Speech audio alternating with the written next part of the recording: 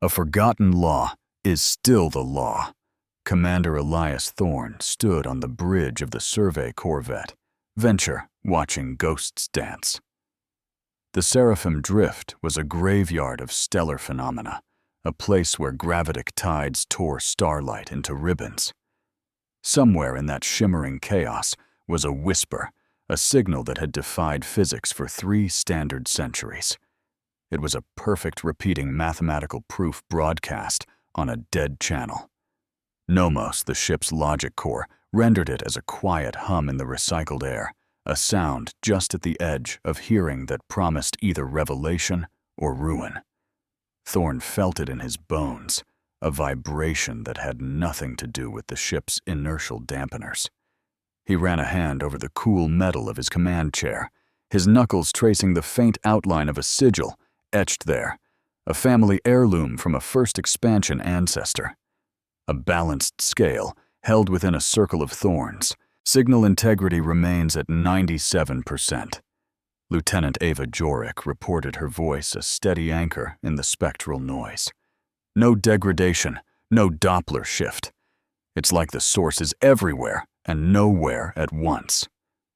She was a pilot at heart, a woman who understood vectors and velocity, and this motionless broadcast offended her sensibilities.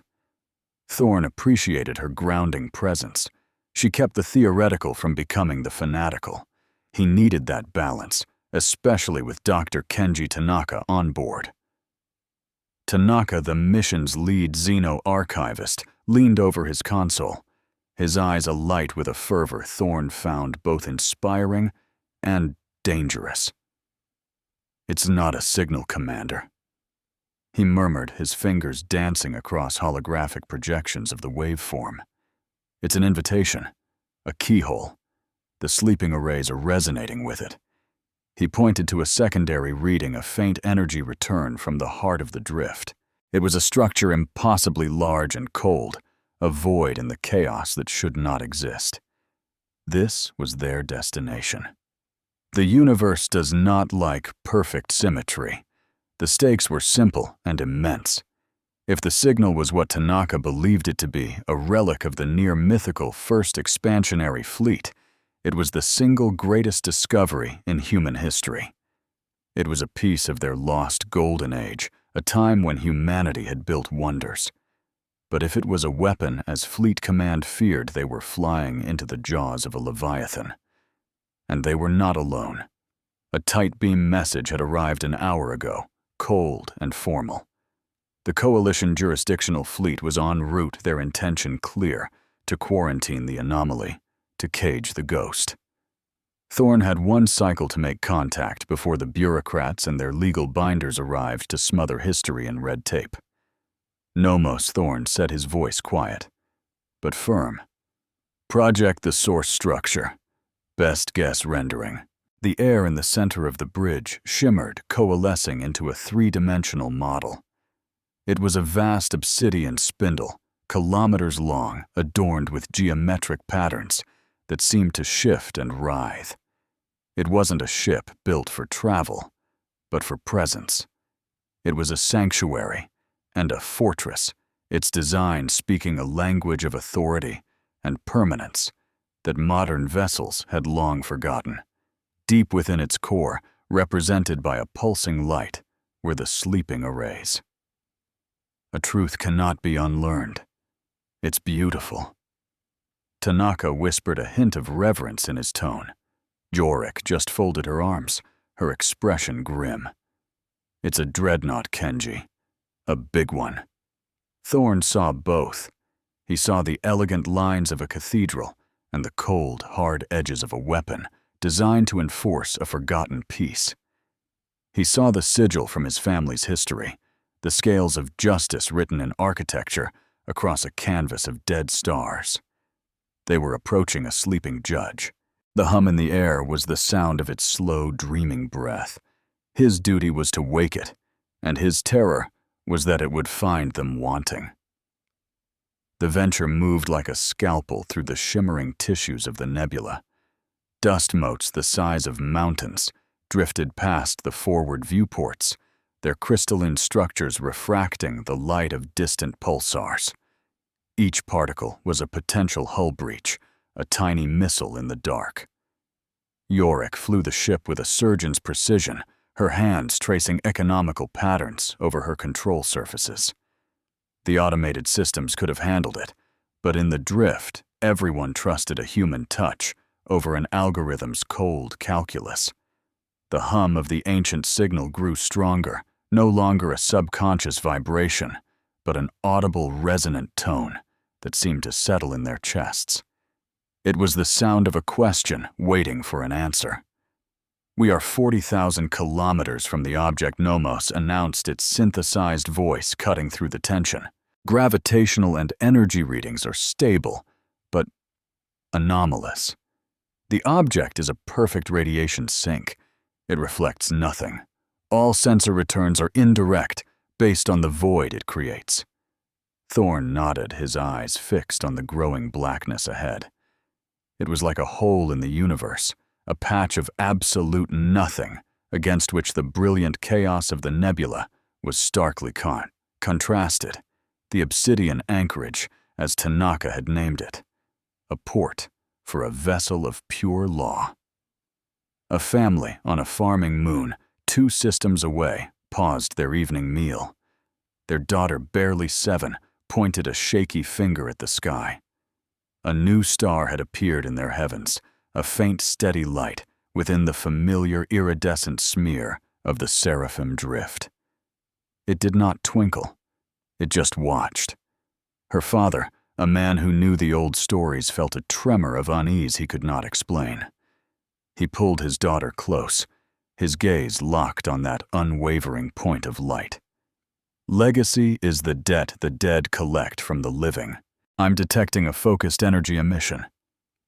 Yorick said, her brow furrowed in concentration. "It's not a weapon, it's a query, a data packet. It's trying to establish a handshake." Tanaka was practically vibrating with excitement. "Let me see it." "Patch it through to my console." Thorn hesitated for a fraction of a second. This was the moment of first contact, the point of no return. His orders were to observe and report, but the jurisdictional fleet was coming. Observation was a luxury he didn't have. "Do it," he commanded. The main screen flickered. The star field replaced by a cascade of elegant, unfamiliar symbols.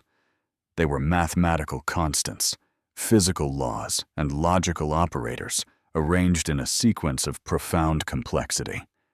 It was a test, a demand for credentials. But it wasn't asking for a code or a key. It was asking them to solve a problem. Nomos immediately began running simulations, its processing power dedicated to deciphering the query. After a moment, its calm voice filled the bridge. "The query is philosophical in nature. Commander, it can be translated roughly as, define justice without a sovereign. Show your work." A silence can be a verdict. Yorick stared at the screen, bewildered. What in the hell does that mean? Tanaka, however, looked like he had seen a divine vision. "It's a worthiness test. It's not asking who we are, but what we are. A sovereign is a ruler, a king, an external authority. It wants to know how we define right and wrong when there is no one to command us." Thorn felt a cold knot tighten in his stomach. This was a question that had plagued humanity for millennia. How could he, a simple fleet commander, answer it? He was a man of orders and regulations, a follower of the sovereign that was the coalition. "Nomos, what is the optimal answer?" Thorn asked, his mind racing. "There is no single optimal answer," the AI replied. "There are 4 32 recognized schools of ethical philosophy applicable to this query. The probability of selecting the one that satisfies the sender is infinitesimal." Yorick grunted. "So we guess." Thorn shook his head. "No, this wasn't a multiple-choice test. It was an essay question. The relic didn't want a canned answer. It wanted to see their reasoning. It wanted to judge their character. The ink of history is spilled in real time. We don't give it an answer. Thorn said slowly, the shape of an idea forming in his mind. We give it the debate. Tanaka and Yorick looked at him confused. He turned to the archivist. Doctor, you have the entire repository of human law and philosophy correct, from Hammurabi to the Coalition Accords. Tanaka nodded. Yes, of course. Thorn then looked to his AI. Nomos, you have records of every legal challenge, every ethical dilemma simulation you've ever run, every calculation of probable outcomes versus moral imperatives. The AI's optical sensor on the bridge wall glowed a soft blue. Affirmative, Commander, and Thorn concluded, touching the sigil on his chair, have my own experiences. The times I followed orders, and the times I questioned them. The letter of the law versus its spirit. He stood, his decision made. We don't send them a conclusion. We send them the entire argument. We send them our struggle. It was a desperate, insane gamble. They would show this ancient power, not their perfection, but their imperfection, their fallibility, their endless, tireless effort to be better. We will show it, that we are still trying. Proof of effort is the only proof that matters. Tanaka's hands flew across his console, compiling millennia of human thought. Nomos added its own cold, hard data, a counterpoint of pure logic. Yorick catching on. Did the flight logs of the Venture, a record of 1,000 small choices made to protect her crew and vessel. Thorn recorded a simple voice log explaining their reasoning, his voice steady despite the frantic beating of his heart. He admitted their uncertainty. He confessed their fear. He articulated their hope. The complete packet was a portrait of a species in constant chaotic deliberation with itself. Send it. Thorn ordered. The data stream lanced out into the void, a single thread of honesty in the silent dark. For a long minute, nothing happened. The alien symbols on the screen remained impassive and unreadable. The hum continued its steady, resonant note. Thorn could feel the sweat on his palms. Had he failed? Had he insulted this ancient intelligence with their messy, unresolved history? He had laid his civilization bare, and the judge was silent. Then a new symbol appeared on the screen. It was not complex or mathematical. It was simple, elegant, a pair of balanced scales. The weight of a soul is measured in the choices it makes. The obsidian anchorage began to change. Thin lines of silver light traced across its black surface, illuminating the intricate geometric patterns. The hum deepened, resolving into a chord of immense power and profound peace. A section of the spindle detached a hangar bay door vast enough to swallow a cruiser opening, like a welcoming hand. No weapons fired. No shields flared. They had been seen. They had been weighed. And they had not been found wanting. It's an invitation to dock. Yorick breathed, her usual stoicism broken by a wave of pure awe. Thorn let out a breath he didn't realize he'd been holding. His gamble had paid off. He had offered truth instead of perfection, and it had been accepted. "Take us in, Lieutenant," he said, his voice hoarse with emotion, slow and steady. The Venture glided forward, a tiny, fragile thing entering the heart of a giant. As they crossed the threshold, the chaotic light of the Seraphim drift was cut off, replaced by a soft, internal luminescence. The hangar was vast, a cathedral of silent waiting technology. And at its center was not a control console or a throne, but a simple elevated platform. A lectern, a place for testimony. A law unenforced is merely advice. As the Venture settled into a designated mooring field that seemed to form out of the hangar deck itself, Thorn gathered his small away team. He chose Yorick for her tactical mind, and her skepticism, a necessary anchor to reality. He chose Tanaka for his knowledge and his ability to interpret the symbolic language they were encountering. He, in turn, would be the final arbiter, the one to bear the weight of command. They would be the first humans in untold eons to set foot inside a vessel of the First Fleet. The air that cycled into the ship's airlock was sterile cold and carried the faint metallic scent of ozone, the smell of ancient power held in stasis. The internal architecture of the Saint ship was even more breathtaking than its exterior. The corridors were wide and vaulted, the walls inscribed with flowing scripts that glowed with a soft internal light. The script was Data Tanaka realized entire libraries of law and precedent encoded into the very structure of the ship. This was not a warship as they knew it. It was a library, a courthouse, and a monastery, all fused into one. It was a vessel designed not to conquer, but to adjudicate. They were walking through the physical embodiment of a legal code. Its memory was etched in metal and light.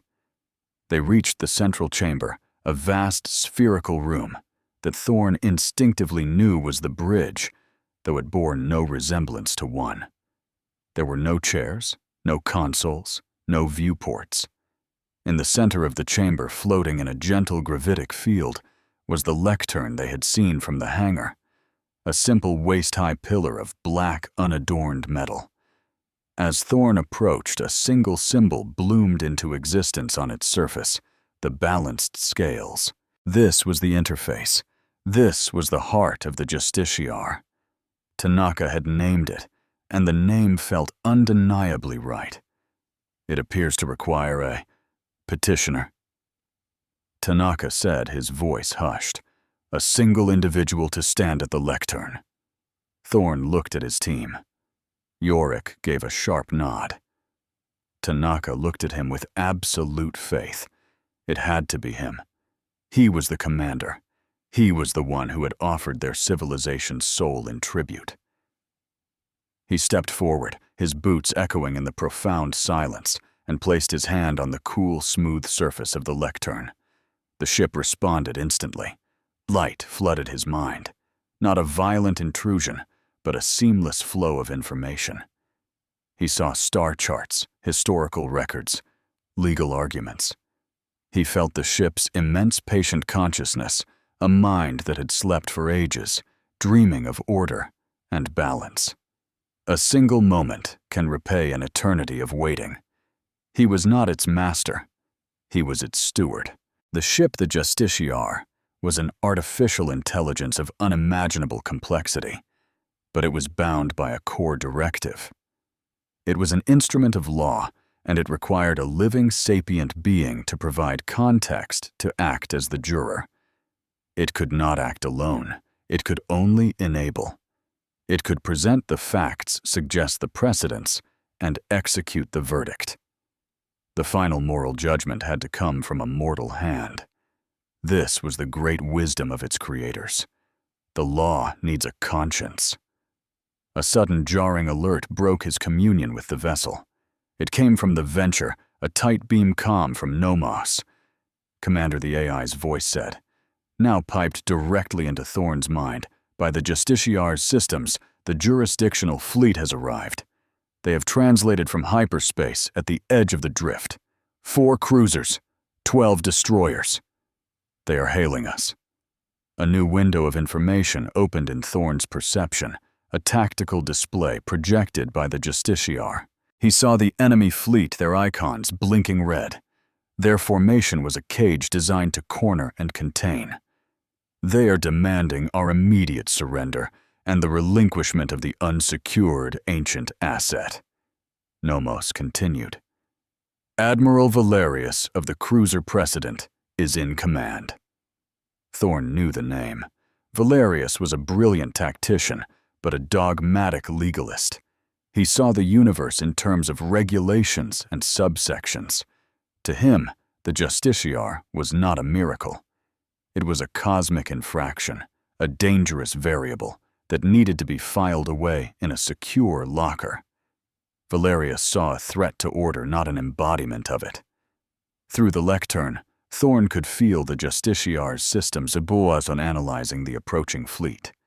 It identified their weapon systems, their shield frequencies, their engine outputs. It presented him with a dozen tactical solutions from overwhelming force to subtle electronic warfare. He could see paths to victory that would leave the jurisdictional fleet as drifting wreckage. But that was not the way. That would be a violation of the very principles this ship was built to uphold. To use a vessel of law to commit unlawful slaughter would be the ultimate blasphemy. Open a channel to Admiral Valerius Thorn, commanded, his voice now resonating with a faint harmonic undertone from the ship around him. Let's hear what he has to say. He looked at Yorick and Tanaka, who had moved to stand just behind him. Their expressions were tense but resolute. They had come this far with him. They would see it through. The vast chamber around them seemed to listen, to wait for his judgment. The trial had begun. Not his trial, but the trial of Admiral Valerius. A defiant act begins with a single word. The face of Admiral Valerius materialized in the air before them. He was a man in his later years, his face a mask of stern authority, his uniform crisp and immaculate. Behind him, the bridge of the precedent was a model of military efficiency. Commander Thorn Valerius began, his voice cold and devoid of preamble. You are in violation of Coalition Interdiction Mandate 7 Alpha regarding unsanctioned contact with pre-diaspora artifacts. You will power down your vessel, surrender your command, and prepare to be boarded. This is your only warning. Thorn felt a surge of anger, but the Justiciar's calming influence tempered it, turning it from hot rage into a cold, clear focus. He was not just Elias Thorn anymore. He was the steward of the Justiciar. He had a higher law to answer to. Admiral Valerius, he replied, his voice echoing slightly in the chamber. With all due respect, you are the one in violation. You are attempting to seize historical and cultural property without due process. Valerius's eyes narrowed. Due process? I am the process, Commander. My fleet is the arm of coalition law. That thing you are inside is a threat of unknown magnitude. It will be contained. The law of the gun is the end of all other laws. This vessel is not a threat. Thorn stated, it is a legacy. It is a repository of the very laws the Coalition was founded upon. It does not teach by collars or by cages, Admiral. It teaches by numbers, and it remembers by ledgers. He was quoting a line of text he had absorbed from the ship's memory, a fragment of its core philosophy. Valerius was unmoved. Your romantic notions are irrelevant. You have 60 seconds to comply before I am forced to secure the asset. The threat was unmistakable. The transmission cut out. He's deploying a writ of interdiction. Jorek set her eyes on the tactical display that the Justiciar was now projecting for her, and Tanaka as well. It's a containment field, non-lethal, but it will trap us in a bubble of distorted space-time. We won't be able to move, and our systems will be fried. It was a classic legalist move. Valerius wasn't attacking them. He was detaining them with overwhelming force, wrapping his aggression in the language of procedure. An iron fist in a velvet glove is still an iron fist. Thorn looked at the options the Justiciar was presenting. He could shatter the interdiction field with a focused gravitic pulse, but the resulting backlash would cripple several of the destroyers. He could phase the Justiciar into a pocket dimension, but the temporal strain might damage the ancient systems. Both were acts of aggression. Both would prove Valerius right. There had to be another way, a lawful way. He focused on the ship's core tenet. It remembers by ledgers. A ledger, a record of debts and payments, an accounting. An idea, audacious and terrifying, sparked in his mind. It was a strategy born not of war, but of finance, of accounting. "Don't resist the field," Thorn said, his voice calm. Yorick stared at him as if he were insane. "Commander, it will tear the Venture apart, and we don't know what it will do to this ship." "The Venture is still in the hangar bay," Thorn countered. "It will be protected, and the Justiciar will not resist. It will accept." He placed his hands flat on the lectern, focusing his intent. The ship seemed to understand him immediately, its vast intelligence grasping the nuance of his plan. A plan born of desperation can sometimes become a masterpiece. The jurisdictional fleet began to emit a massive wave of energy. The space around the obsidian anchorage warped and twisted. The stars seen through the hangar bay opening smeared into streaks of light. The energy of the writ of interdiction washed over the Justiciar. Instead of raising shields to block it, the ancient vessel did something extraordinary. The silver lines on its hull glowed brighter, acting as conduits. The ship began to absorb the energy of the containment field, drinking it in like a thirsty plant drinks water. The hum on the bridge rose in pitch, becoming a powerful, triumphant chord. On the bridge of the Precedent, Admiral Valerius watched his tactical display in confusion. The energy drain for the interdiction field was colossal, far higher than projected. The target wasn't resisting, but it wasn't being contained either. It was cooperating. "What is it doing?" his tactical officer asked, her voice tight with anxiety. "It's taking the energy, all of it." Valerius's knuckles were white where he gripped the command railing. This was not in any of the manuals. An unexpected move changes the entire board. Inside the Justiciar, Thorn felt the raw power coursing through the ship's systems. The energy of Valerius's legal cage was being entered into a cosmic ledger. Every joule was a debt, and the Justiciar was about to call it due. The exterior of the ship was now glowing, its surface a mirror, reflecting the twisted light of the interdiction field. It had recorded the attack not as damage, but as a deposit. "The debt is recorded," a voice echoed in Thorn's mind. It was the ship itself speaking to him, for the first time. "A verdict is required. Steward, what is the judgment?" Thorn saw the path forward, a legal and tactical masterstroke presented to him by the ship's logic. It was not an attack. It was a rebuttal, a correction, a balancing of the scales. "The judgment is restitution," Thorn declared, his voice ringing with newfound authority. "They used the law to create a prison. We will use their prison to demonstrate the law." He gave the command. He authorized the verdict. The ledger must always be balanced. The Justiciar did not fire a single weapon. It did not launch a single missile. Instead, it repurposed the entirety of the absorbed energy. The glow on its hull intensified, and then, with a silent, breathtaking flash, the ship executed a fold space transition. But it was not a normal jump. It used the distorted geometry of the interdiction field itself as the framework for the jump. It leveraged the enemy's own energy, their own tactic against them. It was a perfect legal parry. One moment the Justiciar was the target at the center of the jurisdictional fleet's formation. The next moment, it was gone. Admiral Valerius stared at the empty space on his view screen. His trap was empty. His quarry had vanished. "Report," he barked, a tremor of fear finally breaking through his iron composure. "Where did it go?" The sensor officer frantically scanned the area. "Sir, I don't know. It just vanished. No FTL signature, no temporal wake. It's just gone." For a second, Valerius allowed himself to think he had won. that the anomaly had simply fled.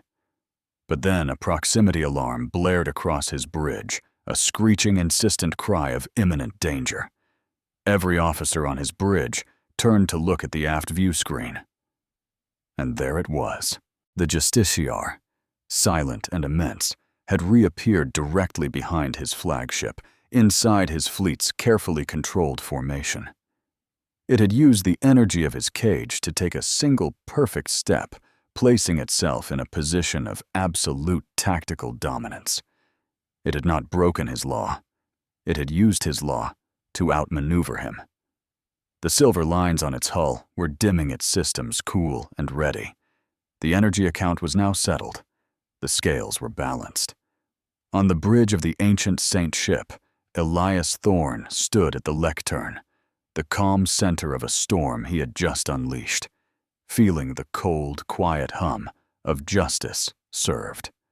The wisest judge uses the foe's own weight against him. Aboard the Precedent, the calm on Valerius's bridge was a thin sheet of ice over a boiling sea. His officers stared at their displays, then at the impossible image on the main screen, the obsidian spindle of the ancient ship now positioned perfectly to bisect his flagship's spine with a single volley. It hadn't fired. It hadn't even raised shields. It had simply moved. It had treated his perfect tactical formation as nothing more than a momentary inconvenience. It had used his own force, his own law against him. It was the most profound and humiliating defeat of his career, and it had been accomplished without a single casualty. A perfect strategy leaves no trace of its passage. "Admiral, we have no firing solution," his tactical officer reported, his voice strained. "Any weapon we deploy would impact our own ships in the line of fire. They are shielded by our own formation." Valerius felt a vain throb in his temple. It was a checkmate delivered with insulting elegance. This wasn't the work of a brute weapon. It was the work of an artist, a master strategist, or a judge. He forced his voice to remain steady, a projection of an authority he no longer felt. "Hold your positions. All ships maintain firing locks. Do not, I repeat, do not fire without my direct command." A new channel opened from the Justiciar. Thorne's face appeared again. But he was different. The uncertainty was gone, replaced by a quiet, unshakable confidence. He was no longer just a commander of a survey corvette. He was speaking for the mountain. Admiral Thorne said, his voice calm and measured. "You have attempted to apply a local ordinance to a foundational power. You have served a warrant on a courthouse. This is an error in jurisdiction. I offer you one chance to correct it. Power is not the ability to act, but the wisdom to know when not to. You are harboring a rogue AI." Thorne Valerius snarled, falling back on the familiar ground of regulation. An artifact of unknown and unsanctioned power. By every statute in the book, it must be contained for study. Thorne offered a faint, sad smile. "This vessel is not a rogue. It is the origin of the book you are quoting. It has slept for millennia, and its first act upon waking was to ask us to define justice. I submitted our civilization's entire legal and philosophical history for its consideration. It found our argument acceptable." This gave Valerius pause. The sheer audacity of the claim was staggering. He had come to file a report, and Thorne was claiming to have had a conversation with God. That is unsubstantiated and irrelevant. He finally managed, but the words felt hollow even to him. He was a man who lived by the book, and he was being told the book itself had just been graded by its author. Justice is a dialogue, not a decree. On an orbital trading post called Ringfall, 100,000 kilometers from the edge of the drift, a grizzled freight hauler watched the distant, silent flashes of energy through the station's main viewport. "Fleet exercise," her co-pilot grumbled, sipping his nutrient paste. The hauler shook her head. Her eyes narrowed. She had seen exercises before. No, that's not procedure. The patterns are wrong. That's a standoff. She had run blockades and dodged pirates for 30 years. She knew the geometry of a fight, and what she saw in the silent dance of lights made the hairs on her arms stand up. That was the look of a beast being cornered, or a cage being tested. Before the conversation could continue, a new alert chimed across the bridges of both the Justiciar and the jurisdictional fleet. It wasn't a communication. It was a system-wide proximity warning. Nomos's voice cut through the tension. Commander, I am detecting a massive influx of unregistered objects entering the system at high sublight velocities. Vector is from deep space originating outside the Coalition's sensor net. Valerius's own officers were shouting the same reports. On the main tactical displays, a new color appeared, a swarm of angry red icons pouring in from the system's edge, like a river of blood.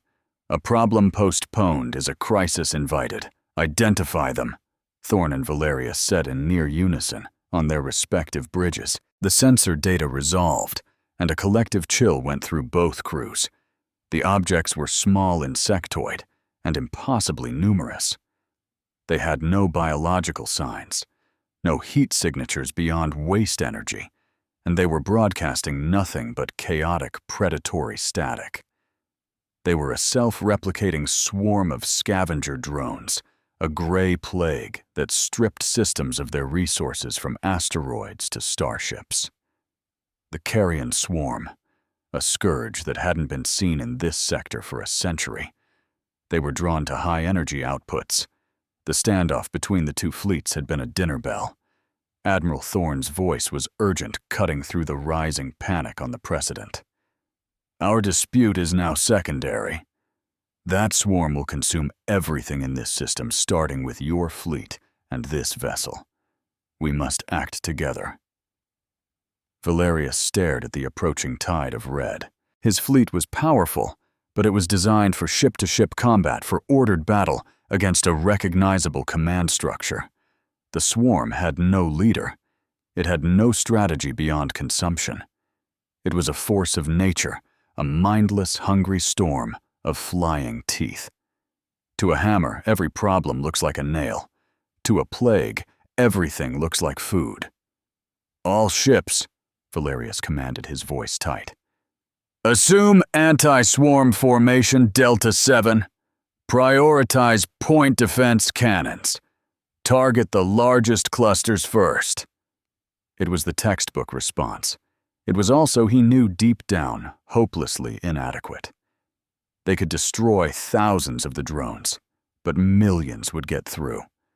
They would be stripped to the bone, their hulls peeled away layer by layer. On the Justiciar, Jorik watched the jurisdictional fleet redeploy. It's a firing squad in a circle, she muttered grimly. They'll be torn apart. The swarm hit the outer screen of destroyers first. A storm of kinetic impacts and cutting lasers washed over their shields. The ship's point defense system spat a furious, incandescent defense, shredding the first wave. But it was like trying to stop a tsunami with a garden hose. For every drone they vaporized, 100 more took its place. The destroyer's shields flickered, buckled, and failed.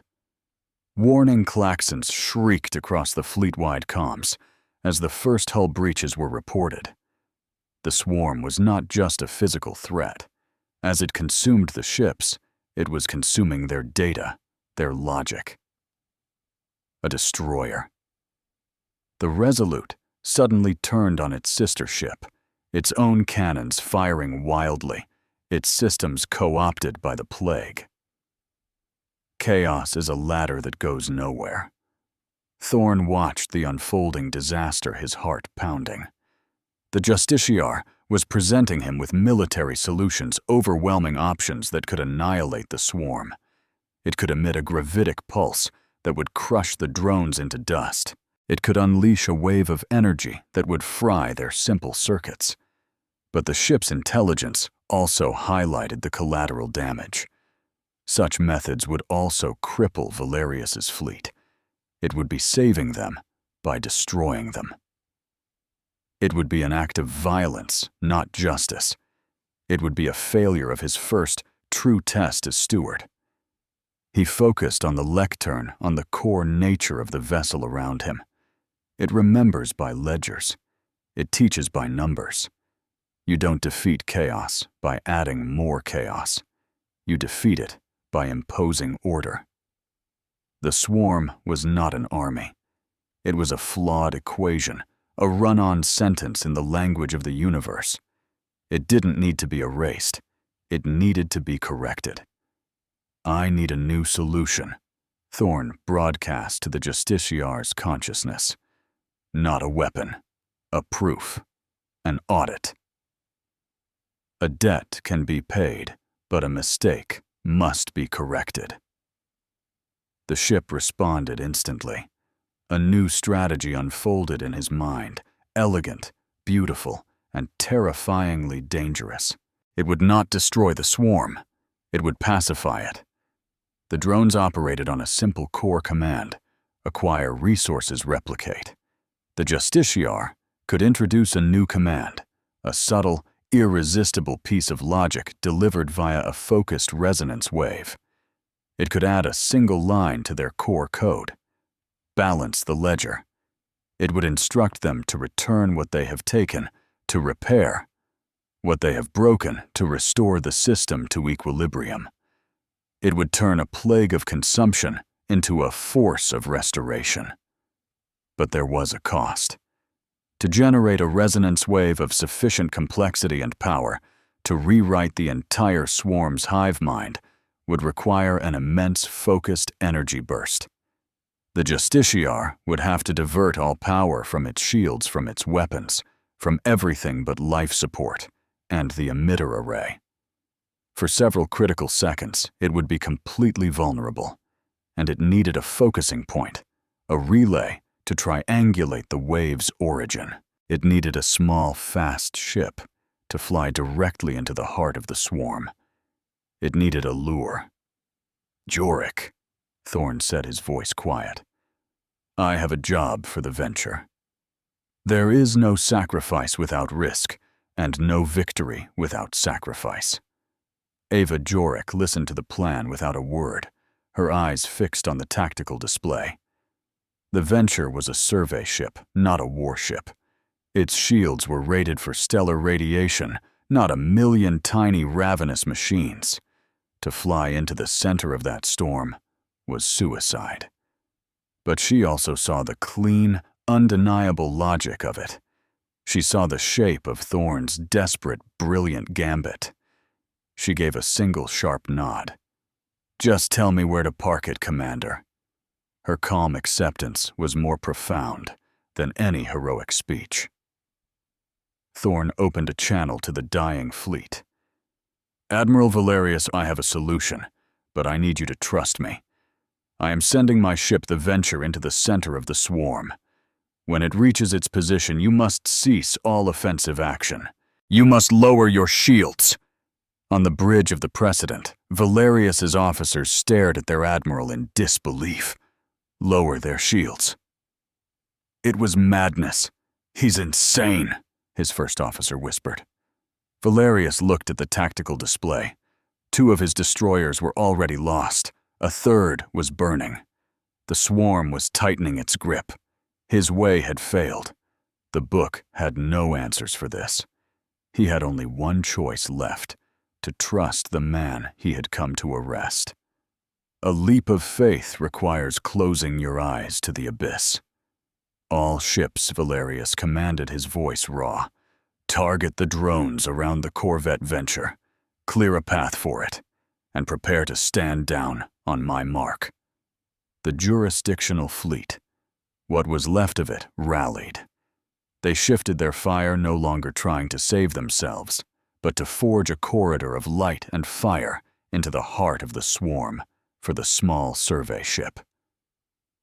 The Venture shot forward, Yorick at the helm, a silver needle plunging into a sea of red.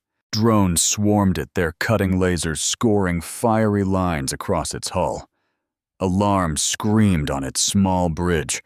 But Yorick flew with a preternatural calm, her eyes focused only on the destination marker provided by the Justiciar. "We are in position," she reported, her voice strained as the ship shuddered around her. "Taking heavy fire.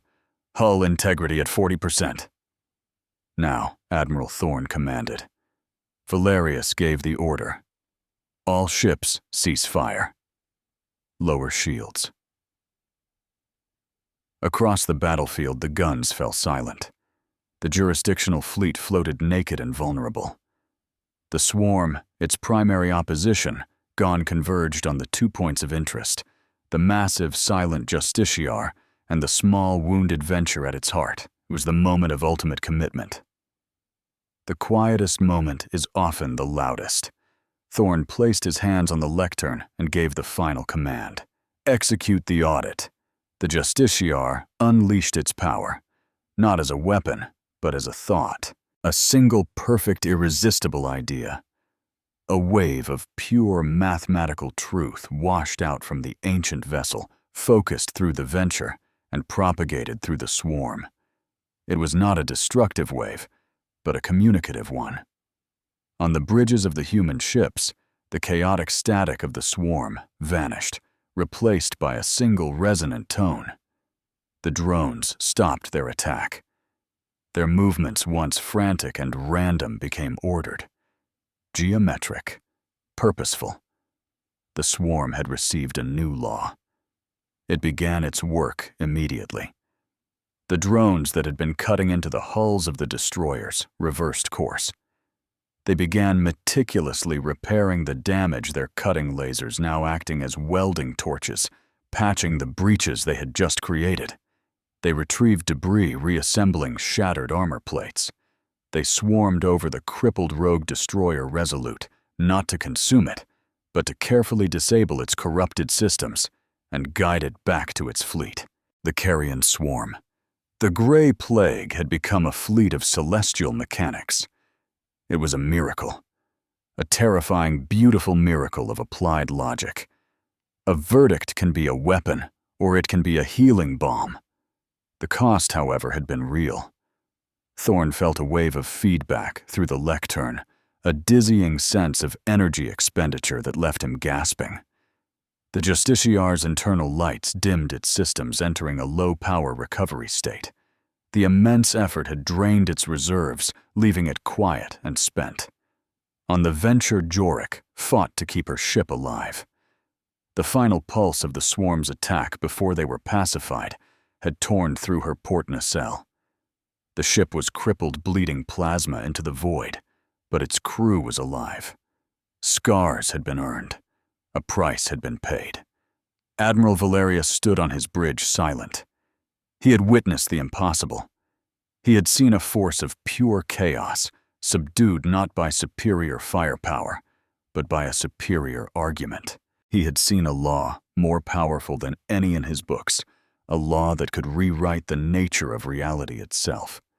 His entire career, his entire worldview, had been predicated on the belief that order was maintained by force, by regulation, by the rigid application of power. He had been wrong. True order is not imposed. It is inspired. He opened a fleet-wide channel, his voice humbled and clear. "This is Admiral Valerius. The unidentified artifact is not a threat. It is a precedent. We are in its debt." He then opened a private channel to Thorne. "Commander, what you have done here today, it will change everything." Thorne, leaning heavily on the lectern for support, nodded wearily. "That is the intention, Admiral. The law must evolve, or it becomes a cage." In the days that followed, the story of the Seraphim Drift spread. Valerius's official report was a masterpiece of legal reinterpretation. He argued that the Justiciar was not an asset under coalition law, but a sovereign entity, a foundational intelligence whose discovery constituted not a legal problem, but a legal clarification. It was a court of last resort, an arbiter of cosmic disputes.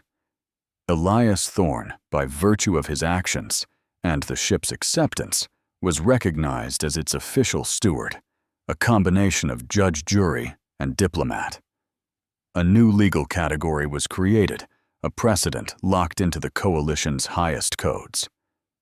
The justiciar remained in the drift, a silent, watchful presence. The repurposed swarm, its directive of balance now permanent, became the system's tireless custodians, mining asteroids for raw materials to finish the repairs on the jurisdictional fleet and the Venture. Dr. Tanaka was in paradise, granted full access to the ship's historical archives, a library containing the unwritten history of humanity's golden age.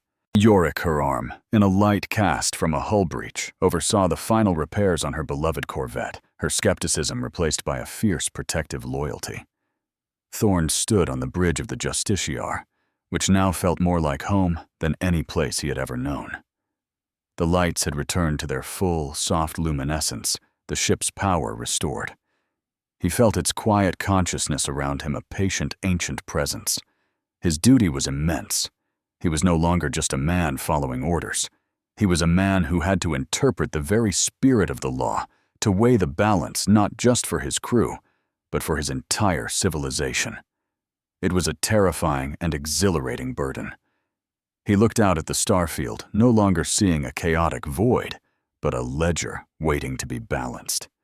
He was a steward of the scales, a keeper of an ancient promise. The ship was a tool, a teacher, and a temple. But the final choice, the final ounce of weight on the scales of justice would always rest in a human hand.